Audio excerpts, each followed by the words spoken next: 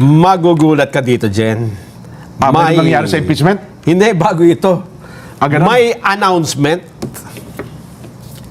Announcement? May announcement. Saan galing? Sa atin ba yan? O Ito sa... ay Ikabibigla ng marami. Wow.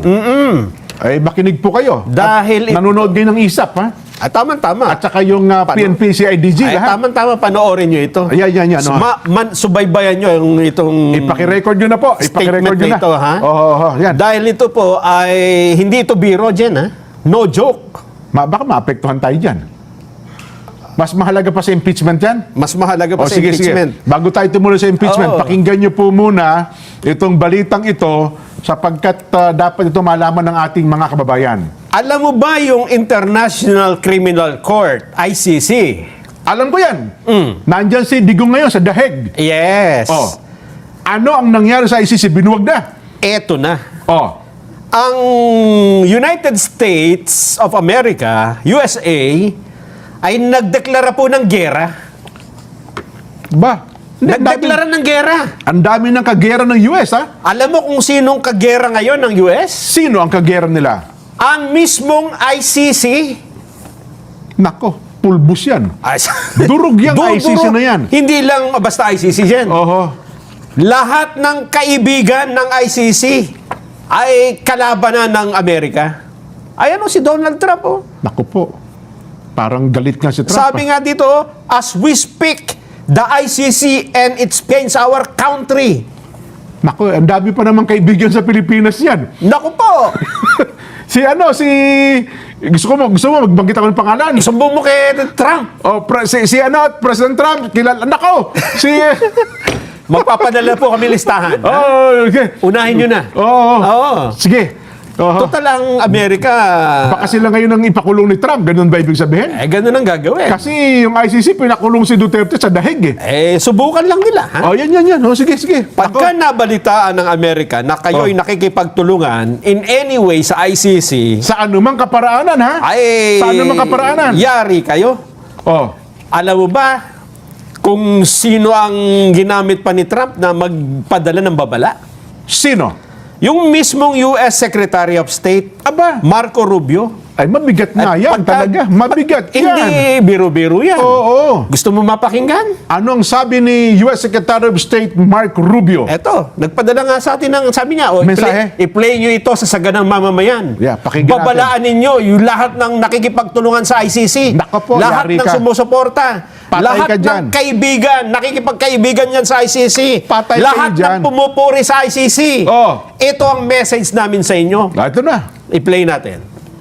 For 250 years, Americans have governed ourselves as a free and sovereign people. We choose our own leaders, we determine our own laws, and when we're accused of a crime, we stand for judgment before a jury of our own peers.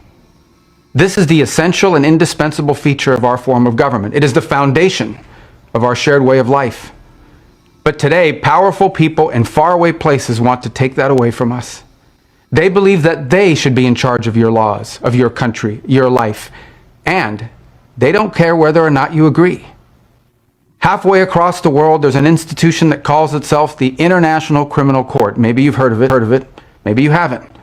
But chances are you don't know the names of its judges, of its prosecutors, or its president. And you shouldn't have to. But as we speak, the ICC and its friends are waging a war against our country, not with bullets or missiles, but with statutes and compacts and the force of so-called international law. When the ICC was born 24 years ago, they told us that it was merely a narrow backstop, a global court that would step in to prosecute only the gravest offenses, things like genocide and war crimes, and only when a nation's courts were unable to prosecute them on their own. But the truth is, it was something far more radical and extreme. It was a global tribunal staffed by unelected globalist bureaucrats who claim their power is almost unlimited. The danger of this global court has only continued to grow. Today, it threatens every aspect of our political and legal system. Border Patrol agents removing violent criminals from our country. American Marines risking their lives to defend our homeland. Prosecutors working to dismantle terrorist plots to attack and kill Americans. If we stand idle, all of them would be at the mercy of foreign judges thousands of miles away, facing the constant risk of prosecution and even imprisonment for the so-called crime of defending their own country. The American people never agreed to any of this, and they never will. Read the words of our Declaration of Independence. We fought a revolution against a foreign power transporting us beyond seas to be tried for pretended offenses.